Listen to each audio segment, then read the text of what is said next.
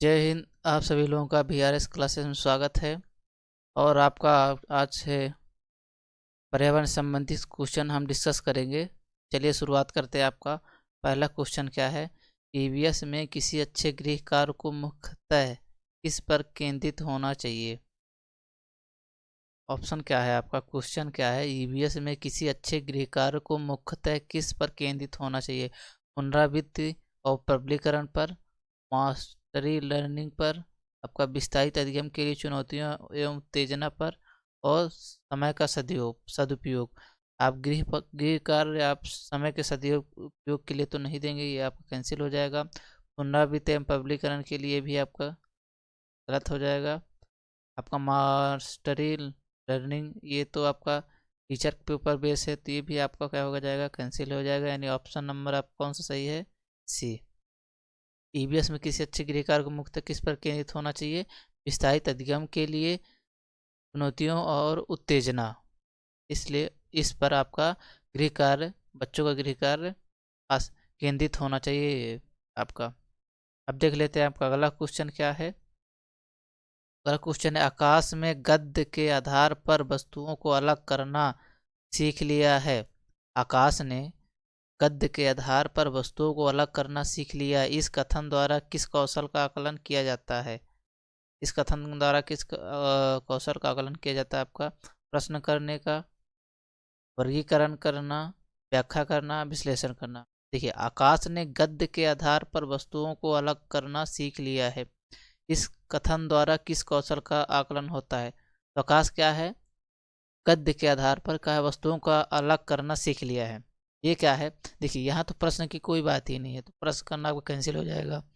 यहाँ व्याख्या की भी, क्योंकि यहाँ व्याख्या नहीं दी जा रही है। विश्लेषण ये भी आपका नहीं होगा। क्या होगा आपका? वर्गीकरण, यानी ऑप्शन नंबर बी सही हो जाएगा। क्योंकि गद्य के आधार पर क्या है, वस्तुओं को अलग करना सीख गया है, यानी वस्तुओं क्या अलग करना सीख गया है। आपका कौन सी वस्तु अब कहाँ आपका, कौन सा वस्तु कहाँ आपका स्थापित करना है, वो क्या है, वह सीख गया है। तो ये क्या है? वर्गीकरण। यानी वर्गीकरण के द्वारा ही आप क्या है, वह सीख गया है कि कौन सी वस्तु कहाँ स्थापित करना है। इसका ऑप्शन नंबर बी सही हो जाएगा आपका, वर्गीकरण करना। अगला क्वेश्चन है आपका, पर्यावरण अध्ययन में आकलन का संकेतक है। पर्यावरण अध्ययन के लिए आकलन का संकेतक क्या है? अवलोकन एवं रिपोर्ट करना, अभिव्यक्ति, न्याय एवं समानता के प्रति सरोकार, या उपरोक्त सभी। आंसर क्या हो जाएगा आपका? अवलोकन और रिपोर्ट ये भी आपका आकलन में जरूरी होता है। अभिव्यक्ति भी, क्योंकि बच्चों की अभिव्यक्ति आपका आकलन में प्रदर्शित होती है, ये भी सही हो जाएगा। न्याय और समानता के लिए भी परोपकार, क्योंकि बच्चों के बीच आपका क्या है, कोई बच्चा आपका, कोई बच्चा धीरे सीखता है, कोई बच्चा कोई चीज़ जल्दी सीख जाता है। क्या है, उनके बीच समानता और आपका न्याय के प्रति सरोकार के आपका उपयुक्त करता है आकलन के तहत। तो इसका आंसर क्या हो जाएगा आपका? ऑप्शन नंबर डी, यानी उपयुक्त सभी। आंसर क्या होगा आपका? उपयुक्त सभी, ऑप्शन नंबर सी। अगला क्वेश्चन आपका है, एक शिक्षक शिक्षण का कार्य करते समय श्रव्य, दृश्य सामग्री और शारीरिक गतिविधियों का प्रयोग करता है। शिक्षण का उद्देश्य क्या है? क्वेश्चन क्या है आपका? एक शिक्षक शिक्षण का कार्य करते समय श्रव्य, दृश्य सामग्री और शारीरिक गतिविधियों का प्रयोग करता है। शिक्षण का उद्देश्य आपका क्या है? अधिकतम इंद्रियों के उपयोग द्वारा अधिकतम वृद्धि। आपका ये छोटे बच्चों में पूछ रहा है, आपका फर्स्ट से फिफ्थ तक का है। तो शिक्षक को आराम उपलब्ध कराना, ये तो आपका नहीं होगा। प्रभावी आकलन को सुगम बनाना, शिक्षार्थियों की दिशा परिवर्तन उपलब्ध कराना। इसका आंसर क्या हो जाएगा आप लोगों का? शिक्षक को आराम उपलब्ध कराना। आप सबसे पहले वो ऑप्शन काटिए जो ऑप्शन एकदम पता है कि ये नहीं होगा। तो शिक्षक को आराम करने के लिए कोई शिक्षण में वो नहीं है आपका। प्रभावी आकलन को सुगम बनाना, प्रभावी आकलन को क्या है आपका? सुगम बनाना, ये भी क्या है, ये भी नहीं होगा आपका। क्या देखना है, क्या है आपका ऑप्शन कौन सा प्रबल है ज़्यादा? अधिकतम इंद्रियों का द्वारा अधिगम में वृद्धि, यानी बच्चों के जो आपका इंद्रियों को क्या है जो सिखा रहे हैं उसमें क्या है वो केंद्रित करना, और इससे बालक क्या है, मन एकाग्रचित होकर आपका क्या है, बच्चा सीखेगा। अधिगम इंद्रियों के उपयोग द्वारा अधिगम वृद्धि करना। विद्यार्थियों की दिशा परिवर्तन तो नहीं करना है आपका। तो यानी ऑप्शन नंबर आप कौन सा सही हो जाएगा? ऑप्शन नंबर ए सही हो जाएगा। एक शिक्षक शिक्षण का कार्य करते समय श्रव्य, दृश्य सामग्री और शारीरिक गतिविधियों का प्रयोग करता है। शिक्षण का उद्देश्य क्या है आपका? अधिकतम इंद्रियों के उपयोग द्वारा अधिगम वृद्धि। अगला क्वेश्चन आपका क्या है? अगला क्वेश्चन क्या है आपका? पर्यावरण अध्ययन में शिक्षक के संदर्भ में राष्ट्रीय पाठ्यचर्या की रूपरेखा किस प्रस्तावित नहीं करता? किसे प्रस्तावित नहीं करता? यहाँ आपको क्या होगा? किसे प्रस्तावित करता? किसे प्रस्तावित नहीं करता, यानी पर्यावरण अध्ययन शिक्षण के संदर्भ में राष्ट्रीय पाठ्यचर्या की रूपरेखा किसे प्रस्तावित नहीं करता?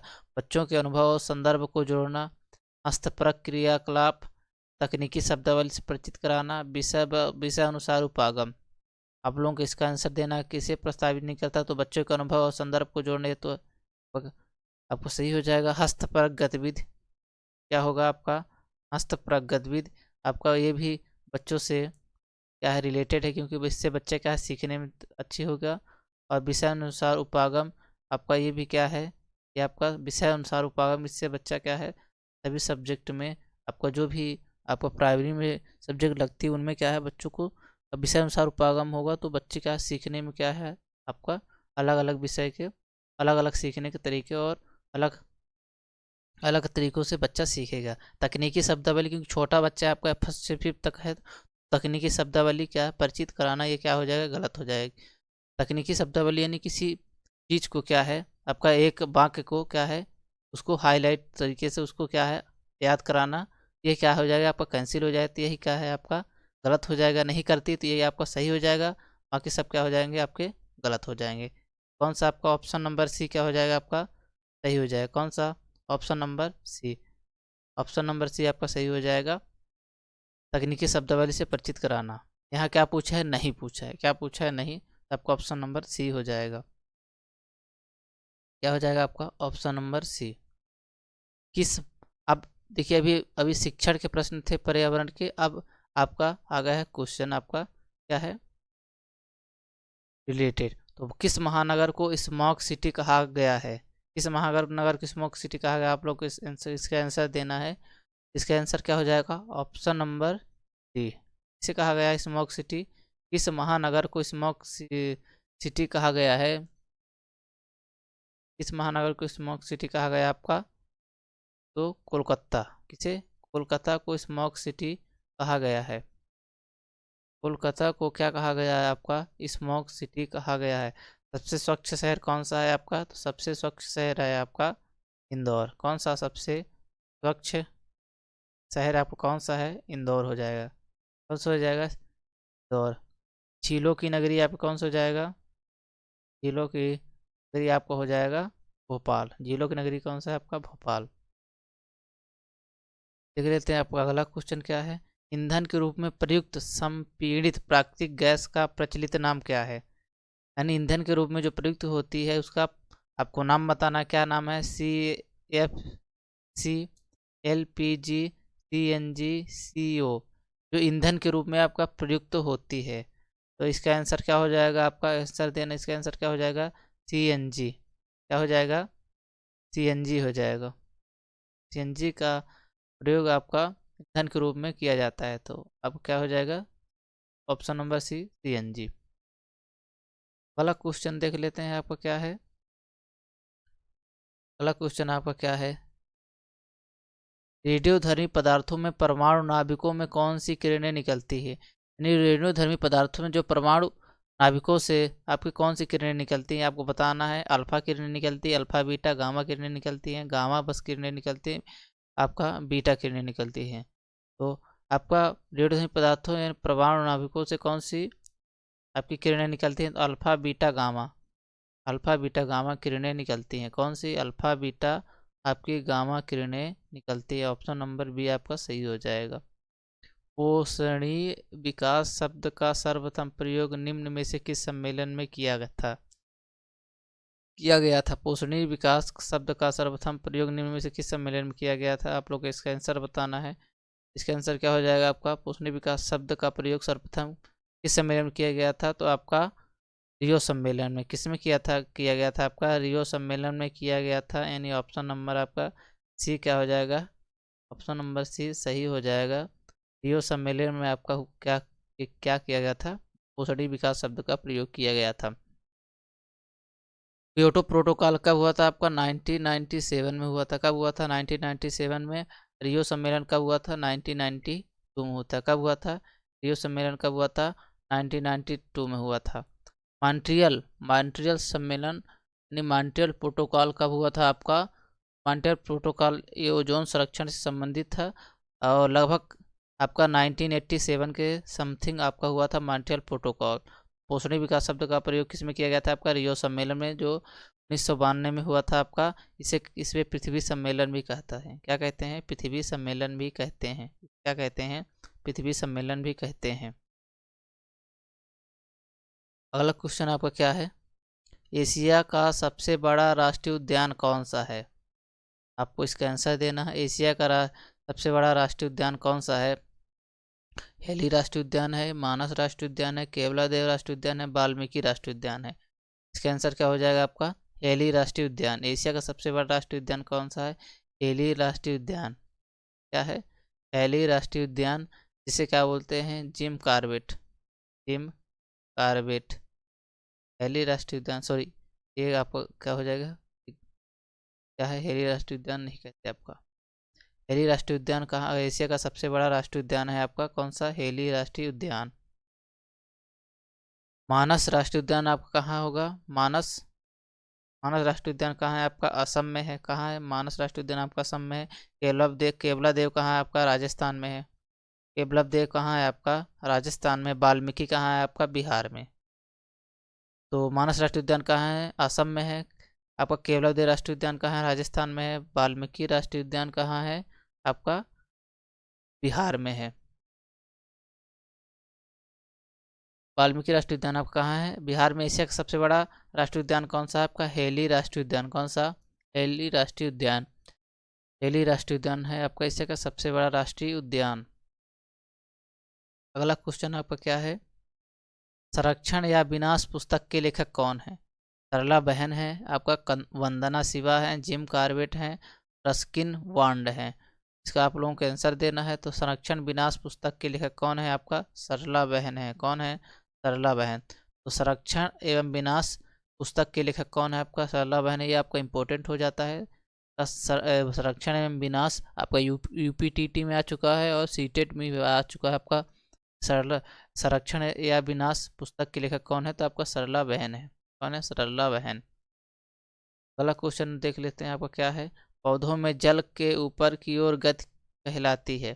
पौधों में जल के ऊपर की ओर गति क्या कहलाती है? आप लोग को इसका आंसर देना है।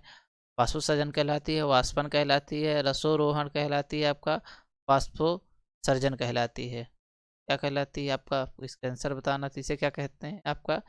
पौधों में जल के ऊपर की ओर गति पौधों में जल की ऊपर की ओर गति क्या कहलाती है आपका? रसोरोहण। क्या कहलाती है आपका? रसारोहण। क्या कहलाती है आपका? रसारोहण। यानी ऑप्शन नंबर है आपका सी सही हो। पौधों में जल के ऊपर की ओर गति कहलाती है रसारोहण। अगला क्वेश्चन आपको देख लेते हैं। निम्नलिखित में से कौन सा द्वितीय श्रेणी का उपभोक्ता नहीं है? तो द्वितीय श्रेणी का उपभोक्ता कौन सा नहीं है? आप लोगों को इसका आंसर देना है। द्वितीय श्रेणी का उपभोक्ता है। क्या है आपका? द्वितीय श्रेणी का उपभोक्ता है कौन सा है? तो आपका हाथी, सांप, शेर, बकरी। द्वितीय श्रेणी का उपभोक्ता कौन है आपका? सांप। कौन हो जाएगा आपका? सांप हो जाएगा द्वितीय श्रेणी का उपभोक्ता। कौन हो जाएगा? सांप। अगला क्वेश्चन आपका क्या है? स्टोन कैंसर जैसे खतरे का प्रमुख कारण किसे माना जाता है? स्टोन कैंसर खतरे का प्रमुख कारण किसे माना जाता है? आपको इसका आंसर देना है। इसका आंसर क्या होगा आपका? स्टोन कैंसर जैसे खतरे का प्रमुख कारण किसे माना जाता है? अम्ल वर्षा को माना जाता है, ग्रीन हाउस प्रभाव को माना जाता है, ब्राउन हेज प्रभाव को माना जाता है, वैश्विक तापमान को माना जाता है। तो स्टोन कैंसर जैसे खतरे का प्रमुख कारण क्या है आपका? अम्ल वर्षा। स्टोन कैंसर के प्रमुख स्टोन कैंसर किसके कारण होता है आपका? तो अम्ल वर्षा के कारण होता है आपका स्टोन कैंसर। अगर स्टोन कैंसर पूछ दिया किसके कारण होता है तो क्या होगा? आप लगाएंगे अम्ल वर्षा के कारण। मुख्यतः क्या है आपका? अम्ल वर्षा के कारण होता है। निम्न में से कौन सा एक सागरीय राष्ट्रीय उद्यान है? कौन सा आपका सागरी राष्ट्रीय उद्यान है? भीतरकनिका राष्ट्रीय उद्यान है क्या? आपका मन्नार खाड़ी है क्या? काजीरंगा राष्ट्रीय उद्यान क्या है क्या? आपका सुंदरवन राष्ट्रीय उद्यान है क्या? देखिए भीतरकनिका आपका कहाँ हो जाएगा? भीतरकनिका आपको हो जाएगा उड़ीसा में। भीतरकनिका कहाँ हो जाएगा? भीतरकनिका उड़ीसा में हो जाएगा। मन्नार की खाड़ी आप कहाँ हो जाएगा? तमिलनाडु में हो जाएगा। काजीरंगा कहाँ हो जाएगा? आपका असम में। काजीरंगा कहाँ हो जाएगा? आपका असम में। सुंदरबन कहाँ हो जाएगा? पश्चिम बंगाल में। सुंदरबन कहाँ हो जाएगा आपका? सुंदरबन कहाँ हो जाएगा आपका? सुंदरबन कहाँ हो जाएगा आपका? सुंदरबन हो जाएगा आपका पश्चिम बंगाल में। कहाँ हो जाएगा? पश्चिम बंगाल में। तो निम्न में से कौन सा सागरीय राष्ट्रीय उद्यान है आपका? तो सागरीय राष्ट्रीय उद्यान देखिए काजीरंगा में तो कोई आपकी सीमा नहीं लगती किससे? समुद्र से। सुंदरवन ये होगा नहीं आपका। मन्नार की खाड़ी कौन सा हो जाएगा आपका? मन्नार की खाड़ी। निम्न में से एक सागरीय उद्यान कौन सा है आपका? सागरीय राष्ट्रीय उद्यान कौन सा है आपका? मन्नार की खाड़ी। मन्नार की खाड़ी आपका क्या है? सागरीय राष्ट्रीय उद्यान। यहाँ से आपके क्वेश्चन कंप्लीट होते हैं। और आप लोग को पीडीएफ चाहिए तो आप लोग टेलीग्राम में क्या सर्च करेंगे? क्लासेस क्लासेस क्लासेस सीधी आप टेलीग्राम में सर्च करेंगे, आप लोग को पीडीएफ फ्री में मिल जाएगी। आप लोगों को वीडियो अच्छा लगा हो तो लाइक सब्सक्राइब शेयर जरूर कीजिए। और आप लोगों का 1 से 2 दिन बाद आपको सभी सब्जेक्ट का प्रैक्टिस मिलना शुरू हो जाएगा। तो आप लोगों का बहुत बहुत धन्यवाद।